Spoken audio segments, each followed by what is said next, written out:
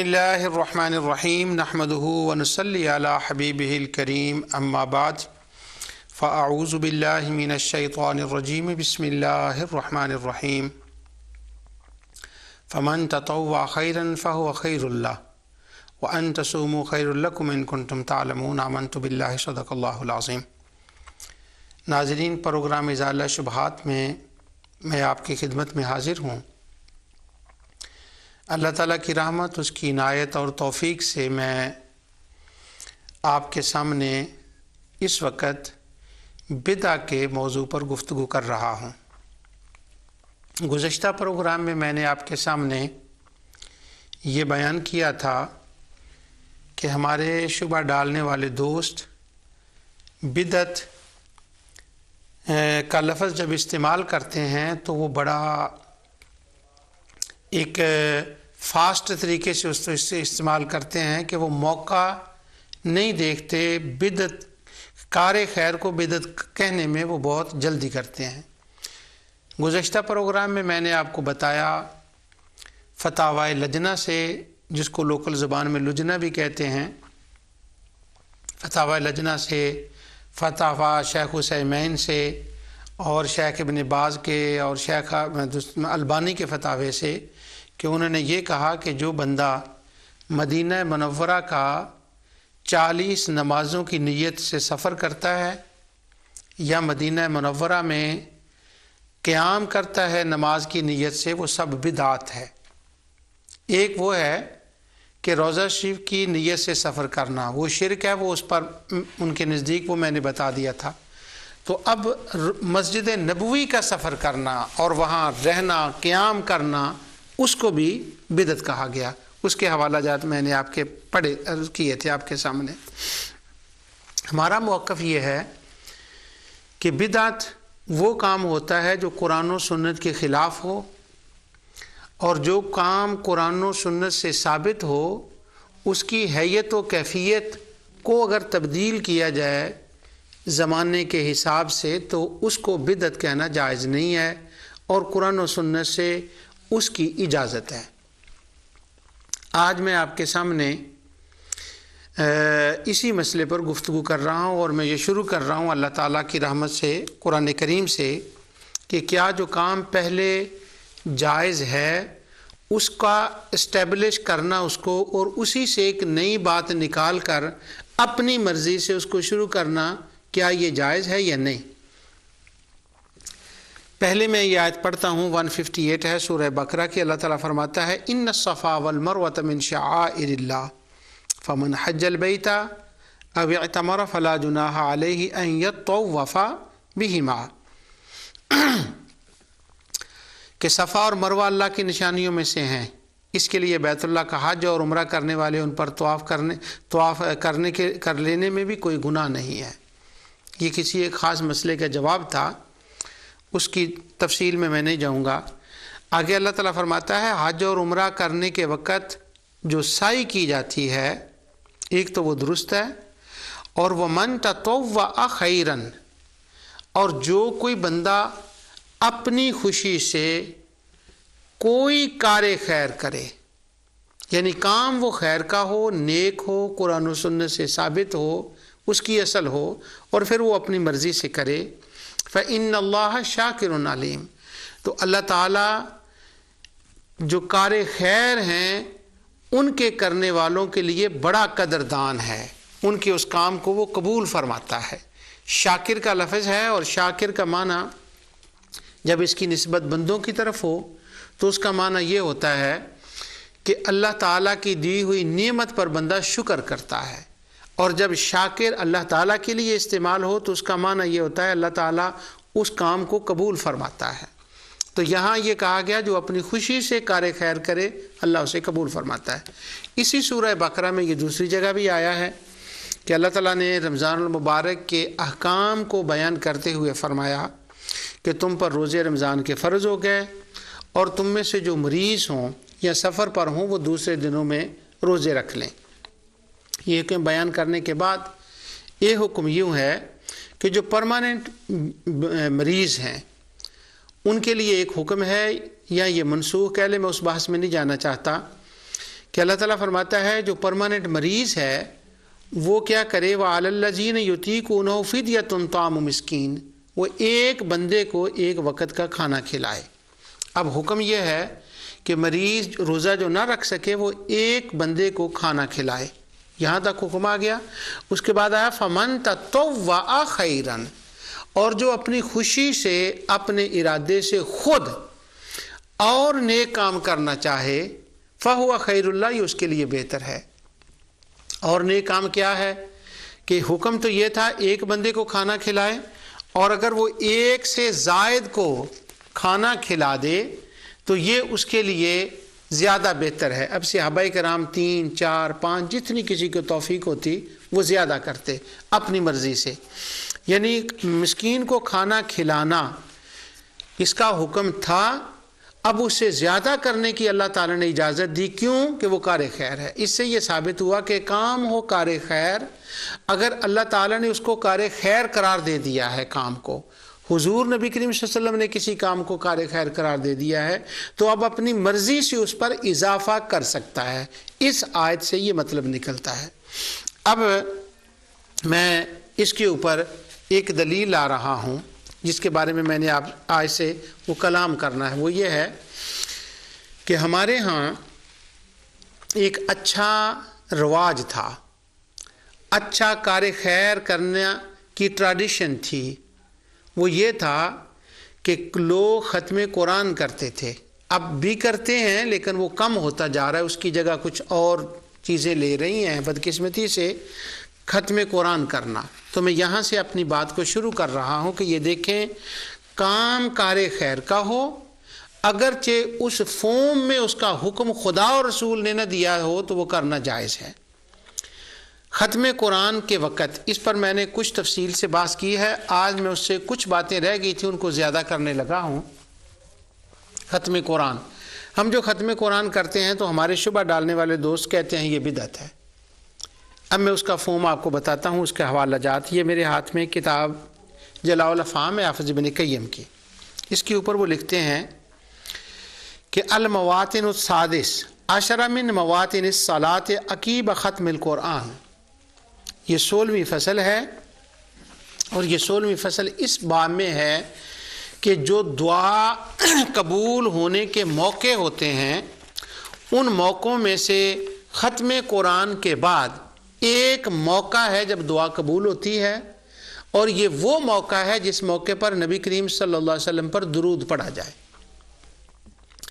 ختم قرآن کے بارے میں احادیث میں صرف اتنی روایت ہے کہ نبی کریم صلی اللہ علیہ وسلم نے فرمایا کہ ختم قرآن کے وقت دعا قبول ہوتی ہے۔ اب اس کا طریقہ یہ ہے کہ کوئی بندہ کمرے میں بیٹھ کر، مسجد میں بیٹھ کر تنہا اپنے گھر میں قرآن ختم کرے اور دعا کر لے تو وہ ختم قرآن ہوگا، تو وہ دعا کر لے وہ قبول ہوگی، تو وہ حدیث اور سنت کے مطابق ہی عمل ہوگا۔ اب سنت کیا ہوئی؟ اکیلا قرآن ختم کرے اور اکیلا دعا کرے۔ اب اس کی اضافہ نیا ایڈیشن اس کا کیا ہوگا کہ کوئی بندہ قرآن ختم کرے اور وہ اپنے آپ دعا نہ کرے بلکہ اس دعا پر اجتماع کر لے، لوگوں کو بلا لے اور کہے آئے میرے ساتھ بیٹھیں، میں نے قرآن ختم کیا ہے تو دعا کرنی ہے، اس وقت دعا قبول ہوگی۔ تو لوگوں کو اکٹھا کر کے ختم قرآن کرنا یہ ایک نیا کام ہے۔ یہ نبی کریم صلی اللہ علیہ وسلم نے یوں ہدایت نہیں فرمائی تھی کہ جب تم ختم قرآن کرو تو لوگوں کو بھی بلا لیا کرو اور ختم قرآن کیا کرو، یا قرآن میں ایسا نہیں تھا۔ اب یہ کیسے شروع ہوا؟ اب میں حافظ ابن قیم کی عبارت سے وہ آپ کو بتاتا ہوں۔ حافظ ابن قیم کہتے ہیں وَهَذَا الْآنَ المحلہ محل دعائے، یہ وہ مقام ہے، یہ مقام دعا ہے، قبولیت کی دعا ہے، اور ختم قرآن کے وقت لوگوں کو بلا کر دعا کی جائے کہ ختم قرآن کے بعد دعا کی جائے، یہ قبولیت کا وقت ہے۔ آگے کہتے ہیں وَقَدْ نَصَّ الْإِمَامُ احمد رحمہ اللہ تعالی علی الدعاء عقیب ختمۃ الختمہ، وہ کہتے ہیں کہ ختم قرآن کے وقت دعا کا قبول ہونا امام احمد ابن حنبل نے اس پر دلائل دیے ہیں۔ ان دلیلوں میں سے ایک یہ ہے کہ وہ کہتے ہیں امام احمد ابن حنبل کے کانا انس اذا ختم القرآن جمع اہلہ و ولدہ، جب حضرت انس بن مالک رضی اللہ تعالیٰ عنہ ختم قرآن کرتے تو وہ اپنے گھر والوں کو، اہل و عیال کو اور اپنی اولاد کو، بیٹوں بیٹی نواسے نواسیوں سب کو جمع کرتے اور وہ ختم قرآن کے وقت لوگوں کو جمع کر کے دعا کرتے۔ دوسری روایت میں ہے کہ امام احمد بن حنبل سے کسی نے پوچھا، سئل عن الرجل یختم القرآن فیجتمع الیہ قوم فیدعون الیہ، امام احمد بن حنبل سے پوچھا کچھ لوگ یوں کرتے ہیں کہ وہ ختم قرآن کے وقت لوگوں کو بلا لیتے ہیں اور پھر وہ دعا کرتے ہیں، کیا یہ جائز ہے؟ قال نعم رأیت معمرا یفعلہ اذا ختم، کہا معمر بن راشد بھی اسی طرح کیا کرتے تھے کہ قرآن ختم کرتے اور لوگوں کو بلاتے اور دعا کرتے۔ وقال فی روایت حرب استحب اذا ختم الرجل القرآن ان یجمع اہلہ ویدعوہ، دوسری روایت میں جو حرب کی روایت اس میں یہ ہے کہ یہ امام احمد بن حنبل نے فرمایا کہ یہ مستحب ہے کہ جب کوئی قرآن ختم کرے تو اہل عیال کو بلائے اور دعا کرے۔ آگے وہ ابن ابی داؤد سے روایت لائے ہیں کہ مجاہد نے ابو لبابہ نے قرآن ختم کیا، لوگوں کو بلایا، اور یستجاب عند ختم القرآن یدعو بدعوات، انہوں نے بھیجا کہ فلاں فلاں کو بلا کر لاؤ، تو بلایا گیا اور ختم قرآن کے وقت چونکہ دعا قبول ہوتی ہے اس لیے صحابہ اس کو کیا کرتے تھے۔ عبداللہ بن مسعود سے وہ دوسری روایت لائے ہیں اسی طرح کہ من ختم القرآن فلہ دعوۃ مستجابہ، ختم قرآن کے وقت دعا قبول ہوتی ہے۔ آگے مجاہد سے وہ کہتے ہیں تنزل الرحمہ عند ختم القرآن، ختم قرآن کے وقت دعا قبول ہوتی ہے۔ آگے ایک پھر وہ دوسری روایت لائے ہیں کہ حضرت ابو عبید کی کہ وہ کہتے ہیں کہ کان بالمدینہ ان قتادہ کان بالمدینہ رجل یقرأ القرآن من اولہ الی آخرہ علی صحاب اللہ فکان ابن عباس رضی اللہ عنہما یدعو علیہ الرقباء فاذا کان عند الختمہ جاء ابن عباس رضی اللہ عنہ فشاہدہ، کہ مدینہ منورہ میں ایک بندہ تھا جو اپنے ساتھیوں کے ساتھ ابتدا سے لے کر آخر تک قرآن ختم کرتا، تو عبداللہ بن عباس رضی اللہ عنہ نے ایک بندے کو مقرر کیا ہوا تھا کہ جب یہ ختم کرے تو مجھے بتانا تاکہ میں بھی ختم میں حاضر ہوں، فشاہدہ، اور وہ ختم میں حاضر ہوتے۔ یہاں تک میں نے آپ کے سامنے مختلف روایات ابن قیم کی کتاب اس کے جلاء الافہام سے پڑھی ہیں کہ نبی کریم صلی اللہ علیہ وسلم نے صرف اتنا فرمایا تھا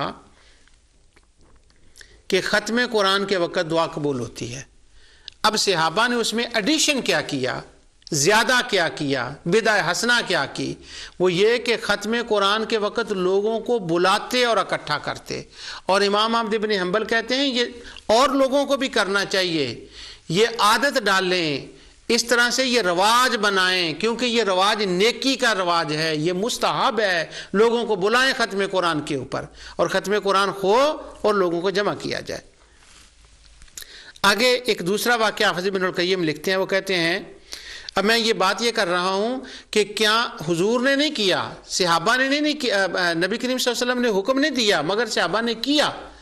اب دوسری بات جو اس سے آگے والی ہے، نتیجہ میں بات میں عرض کرتا ہوں، امام احمد بن حنبل سے یہ روایت ہے کہ ونص احمد رحمہ اللہ علی استحباب ذالک فی صلاۃ التراویح، وہ کہتے ہیں کہ صلاۃ التراویح کے اندر بھی قرآن کریم ختم کیا جائے۔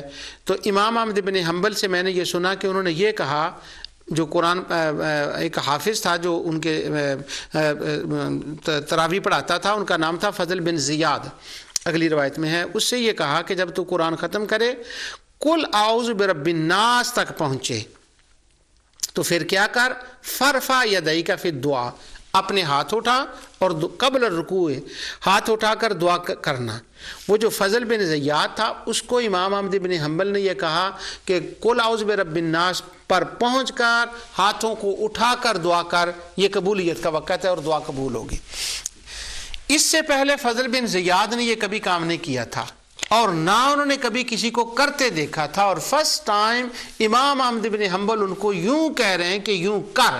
اب یہ ایک نیا کام ہے، لیکن کیا ہے، امام احمد بن حنبل کو یہ کیسے جرت ہوئی کہ وہ یہ کہیں وَمَن تَطَوَّعَ خَيْرًا، کام نیک تھا، اور ان کا داعیہ دل نے یہ کہا کہ جب وَمَن تَطَوَّعَ خَيْرًا ہے تو یوں کرو۔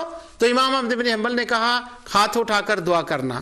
آگے سے وہ بندہ پوچھتا ہے، اس نے یہ کہا کہ قلت الا ای شیء تذهب فی ھذا، اس کی دلیل کیا ہے، یہ جو آپ نے مجھے کہا ہے۔ اب امام احمد بن حنبل دلیل دے رہے ہیں، اور بڑی قابل توجہ دلیل ہے۔ وہ دلیل یہ ہے، اب میں یہ سوچ رہا تھا جب یہ میں پڑھ رہا تھا، میں نے نیکسٹ لائن نہیں پڑھی تھی، تو میں نے کہا جب اس نے کہا نا کہ دلیل دیں، اس کے اوپر دلیل ہے، تو امام احمد بن حنبل یوں شروع ہوں گے، قرآن کی فلاں آیت میں لکھا ہے، حضور نبی کریم صلی اللہ علیہ وسلم نے فلاں حدیث میں فرمایا ہے، حضرت ابو بکر نے کیا ہے، حضرت عمر نے کیا ہے، حضرت عثمان نے کیا ہے، حضرت علی نے کیا ہے، یا چلو صحابہ کا چھوڑ کر وہ صرف حضور خدا اور رسول کا فرمان بتاتے۔ لیکن جب وہ اگلی لائن میں نے پڑھی تو اس میں یوں لکھا ہے، قال رأیت اہل مکہ یفعلونہ وکان سفیان بن عیینہ یفعلہ معہم بمکہ۔ انہوں نے کہا بس میں نے مکے کے لوگوں کو دیکھا تھا کہ جب وہ قرآن ختم کرتے نا تراویح میں، تو قل اعوذ برب الناس کے بعد وہ ہاتھ اٹھا کر دعا کر رہے تھے، اور ساتھ اور بات پکا کرنے کے لیے اتنی بات کہہ دی کہ سفیان بن عیینہ بھی ان لوگوں کے ساتھ ایسا کرتے تھے۔ یہ دلیل ہو گئی۔ مجھ سے اگر کوئی پوچھے کہ آپ میلاد النبی صلی اللہ علیہ وسلم کیوں کرتے ہیں، 12 ربیع الاول کو حضور کا ذکر خیر کرنے کے لیے محفل کیوں کرتے ہوں، تو اگر میں یہ جواب دوں، شام والے کرتے ہیں، وہ یمن والے کرتے ہیں، پاکستان والے کرتے ہیں، انڈونیشیا والے کرتے ہیں، مراکش والے کرتے ہیں، تو میری لوگ گردن اڑا دیں، وہ کہیں کہ کیا کہہ رہا ہے، لوگ کرتے ہیں؟ بھلا یہ بھی کوئی دلیل ہوتی ہے؟ قرآن کی آیت پڑھ، حدیث پڑھ، بخاری سے پڑھ، مسلم سے پڑھ، مجھے یوں کہیں گے۔ پر امام احمد بن حنبل کو تو کسی نے نہیں کہا اس وقت کہ تمہاری گردن کو یوں کر دیں گے، یفعلون مکہ، یہ بھی بھلا کوئی دلیل ہے؟ سفیان بن عیینہ کرتے تو کیا ہوا، یہ بھی کوئی دلیل ہے؟ قرآن حدیث پڑھے، انہوں نے کہا نہیں وہ کرتے تھے۔ دوسری روایت میں ہے کہ عباس بن عبد العظیم کہتے ہیں کہ جب فضل بن زیاد نے کہا کہ دلیل کیا ہے، تو انہوں نے کہا ادرکت الناس بالبصرۃ و بمکہ، انہوں نے کہا میں نے مکے کے لوگوں کو دیکھا، بصرے کے لوگ بھی یہ کرتے تھے۔ وَيَرْوِي اہل المدینہ فی ھذا اشیاء، اور اہل مدینہ کے تو اس کے بارے میں کچھ روایات بھی بیان کرتے ہیں۔ تو پھر انہوں نے فضل بن زیاد نے کہا اچھا اگر مکے کے لوگ کرتے ہیں اور سفیان بن عیینہ کرتے ہیں تو میں بھی یہ کرتا ہوں، تو پھر جب میں کروں ایسا، تو میں نے کہا قلت، پھر میں نے کہا جب میں ایسا کروں تو کیا دعا کیا مانگوں؟ کالا بما شئت، انہوں نے کہا جو تیرا دل کرتا ہے تو دعا کر، جو چاہتا ہے۔ کالا ففعلت کما امرنی وهو خلفی یدعو قائما ویرفع یدیہ، میں نے یوں ہی دعا کی، امام احمد بن حنبل میرے پیچھے کھڑے تھے، انہوں نے بھی اسی طرح دعا کی۔ اب یہ جو عمل ہے جس کو حافظ ابن القیم نے امام احمد بن حنبل کا عمل بتایا اور لوگوں کا، یہ تو کسی حدیث میں نہیں آتا، نہ بخاری میں، نہ مسلم میں، نہ خدا کا فرمان، نہ مصطفیٰ کا فرمان، مگر انہوں نے تو ایسا کیا۔ تو اس کا مطلب یہ ہوا کہ اگر کوئی کام نیک ہو، قرآن و حدیث کے خلاف نہ ہو، رب سے دعا مانگنی ہو، تو وہ کام اگر نئے فارم، نئے حیت و کیفیت میں کیا جائے تو وہ جائز ہے، اور امام احمد بن حنبل اس کو انکرج کر رہے ہیں، نہ اس کے ابن قیم نے رد کیا ہے، نہ امام احمد بن حنبل نے اس کو ناجائز کہا ہے۔ اب ہمیں کیا چاہیے؟ ختم قرآن کیا کریں اور لوگوں کو بلایا کریں اور ختم قرآن پر محفل کریں جس طرح سے انہوں نے کی ہے۔ اب محفل میں آگے بھی آپ کو بتاتا ہوں ختم قرآن کی محافل۔ ختم قرآن کی بات ہو گئی، اب اس پر ایک سوال چھوٹا سا ذہن میں ہے، شاید وہ کسی کے اور ذہن میں بھی آ جائے، کہ آپ لوگ جب ختم قرآن کرتے ہیں تو آپ تو یوں کرتے ہیں کہ ختم قرآن کرنے کے بعد اس کا ثواب بھی کسی کو بخشتے ہیں، تو کیا اس کی بھی کوئی دلیل ہے کہ ختم قرآن کیا جائے اور اس کا ثواب کسی کو پہنچایا جائے، کسی کو اور کو بخش دیا جائے؟ اس کی دلیل یہ ہے، یہ حافظ ابن تیمیہ نے مجموعہ فتاوی ابن تیمیہ کی 24/306 ایک لمبی بحث کی ہے اسی مسئلے کے اوپر کہ کیا نیکی کا ثواب، تلاوت کلام پاک کا ثواب، حج کا ثواب، دیگر اشیاء کا ثواب کسی کو بخشا جا سکتا ہے؟ تو وہ بخشنے کی بات میں یہاں سے صرف کر رہا ہوں، اس لیے میں 1 منٹ کے لیے ڈسکنیکٹ ہوا ہوں اس عبارت سے۔ حافظ ابن تیمیہ سے جب سوال کیا گیا کہ کیا ان عبادات کا ثواب کسی کو پہنچایا جا سکتا ہے، تو وہ کہتے ہیں ہاں، وَبِمَا يَعْمَلُ بِهِ من البر بل ائمۃ الاسلام متفقون علی انتفاع المیت بذالک، تمام ائمہ اسلام اس پر متفق ہیں کہ کسی بھی نیکی کا ثواب جو ہے وہ مرحومین کو پہنچایا جا سکتا ہے اور ان کو اس سے نفع ہوتا ہے۔ اور آگے کہتے ہیں وقد دل علیہ الکتاب والسنہ، اور اس کے اوپر کتاب و سنت کے دلائل ہیں، والاجماع، مسلمان ایسا کر رہے ہیں، اجماع ہے۔ فمن خالف ذلک کان من اہل البدع، ہاں وہ بدعتی لوگ ہیں جو اس کی مخالفت کرتے ہیں، یہ ترجمہ۔ اور دوسرا یوں کہہ لیں کہ وہ بندہ ہی بدعتی ہو گیا جو اس کی مخالفت کرے۔ کس چیز کی؟ ختم قرآن کی، کس چیز کی؟ ثواب پہنچانے کی، وہ بندہ بدعتی ہے۔ حافظ ابن القیم کے مشہور لائق شاگرد، ان کے مشن کو لے کر آگے چلنے والے، سینئر نہیں جونیئر، سینئر جو ہے وہ شمس الدین ابن عبد الہادی ہے، اور یہ ذرا اس سے جونیئر ہے حافظ ابن القیم۔ انہوں نے اپنی کتاب الروح کے اندر یہ لکھا، وہ کتاب الروح کے وہ لکھتے ہیں کہ وَذَهَبَ بَعْضُ أَهْلِ الْبِدْعَةِ مِنْ أَهْلِ الْكِرَامِ أَنَّهُ لَا يَصِلُ إِلَى الْمَيِّتِ شَيْءٌ الْبَتَّ لَا دُعَاء وَلَا غَيْرَهُ۔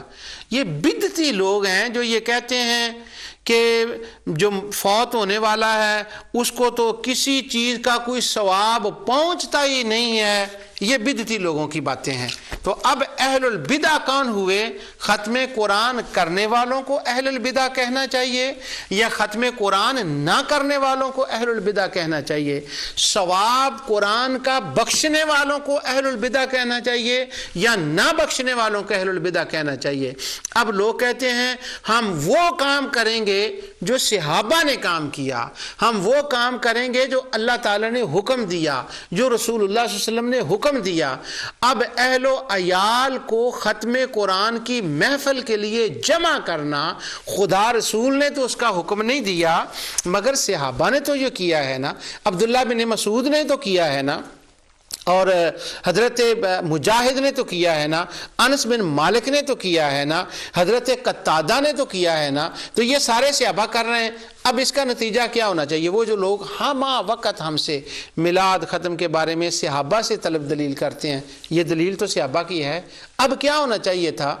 ان لوگوں کو میلاد وہ نہ کریں، کیوں؟ ان کے سٹینڈرڈ کے مطابق میلاد کی دلیل ان کو 12 ربیع الاول کو نہ ملی، کوئی بات نہیں، لیکن یہ ختم قرآن کی دلیل تو مل گئی۔ اب اس پر تو یہ ہونا چاہیے تھا کہ ان کے گھروں میں ختم قرآن ہوتے، ان کے مدارس میں ہوتے، اور ان کی درس گاہوں میں ہوتے، یونیورسٹیز میں ہوتے، مساجد میں ہوتے، لیکن میری زندگی اتنی گزر گئی ختم قرآن کی محفل کے اشتہار لگایا جائے، بلایا جائے، آج فلاں تاریخ کو فلاں صاحب نے ختم قرآن کرنا ہے، اس نے قرآن ختم کرنا ہے، آئیں گھر والے آئیں بیٹھیں اور دعا کریں، یا اس کے اوپر انکرج کیا جائے۔ کبھی ایسا نہیں ہوتا۔ اگر ہر کام جو صحابہ نے کیا ہے وہ کرنا اتنا ہی ہمارے دوستوں کو پیارا ہے تو ختم قرآن تو صحابہ نے کیا ہے، یہ تو کریں نا۔ اچھا، میں پہلے یہ سمجھتا تھا کہ لوگ کرتے ہوں گے، بعد میں مجھے پتہ چلا جب میں نے دیکھا کہ نہیں، یہ تو کوئی بھی نہیں کرتا۔ میں عمرے پر حاضر ہوا تو مدینہ یونیورسٹی میں گیا، وہاں علماء سے ملاقات ہوئی اور وہاں کے اسٹوڈنٹ بھی تھے کچھ وہاں پر۔ ایک لڑکا تھا، اس کا نام تھا اسماعیل جین والا، وہ میرا ترجمہ بھی کرتا تھا دوسرے عرب علماء کے لیے، وہ اردو بھی آتی تھی اس کو۔ تو میں نے ان سے پوچھا، میں نے کہا مدینہ یونیورسٹی میں ختم قرآن ہوتا ہے؟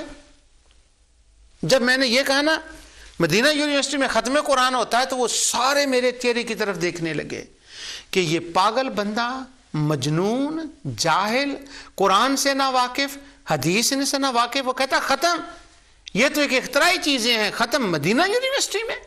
یہاں تو توحید ہوتی ہے، یہاں تو سنت ہوتی ہے، تو یہ تم نے ختم قرآن کا کہاں سے نکال لیا؟ تو جلاء الافہام میرے پاس تھی، میں نے نکالی اور یہ بات میں نے کہا پڑھا۔ میں نے کہا صحابہ ایسا کیا کرتے تھے، وہ جمع کیا کرتے تھے لوگوں کو، آپ تو دین پڑھ رہے ہیں تو آپ ختم کریں اور لوگوں کو بلائیں. دعا کی قبولیت کا وقت ہوتا ہے. تو یہ تو امام احمد بن حنبل کہتے ہیں یہ مستحب ہے. یہ معمر کرتے تھے, احمد بن حنبل کرتے تھے, اور اس کو وہ مستحب کہتے تھے. انس بن مالک, وہ یہ سارے صحابہ کی میں نے لائن لگا دی. میں نے کہا جو صحابہ کام کرتے وہ تو کرنا چاہیے. تو میری حیرت کی انتہا نہ رہی کہ مدینہ یونیورسٹی کے اندر ختم قرآن ہوتا ہی نہیں ہے. اللہ اکبر. حالانکہ وہ صحابہ کر رہے تھے. میں سوچ رہا تھا نہیں ہوگا. خیر وہ جو اسماعیل جن والا ایک لڑکا تھا جو میرے لیے ترجمہ بھی کرتا تھا, وہ مجھے کہنے لگا نہیں ایسی باتیں ہم نہیں کرتے, ہم بدعات میں نہیں پڑھتے. تو میں نے اس سے کہا بدعت کیا ہوتی ہے؟ وہ کہتا ہے بدعت وہ ہوتی ہے جو کام صحابہ نے نہ کیا ہو. تو میں نے کہا ہاں وہ بدعت ہوتی ہے جو صحابہ نے نہ کیا ہو, مگر یہ تو صحابہ نے کیا ہے. خیر میں اس کو قائل نہ کر سکا, اور وہ جتنے لڑکے سٹوڈنٹ تھے وہ ایک ایک کر کے آگے پیچھے ہونے لگے. تو مجھے وہ یوں لگا کہ وہ ایک جن والا نہیں, شاید کئی جن والے ہیں. تو میں اپنی بات ان سے نہ منوا سکا, باوجود کہ یہ سارے حوالہ جات میں نے ان کو دکھا دیے. اس کے بعد وہ جو من کا نہ بتا سکا. اب میں اس سے اگلی بات آپ کو بتانے لگا ہوں. ختم قرآن کریں, اس کا ثواب بخشیں. اب صحابہ کے بعد محدثین نے اس کو کس طرح سے لیا ہے, اب میں اس بات پر آ رہا ہوں.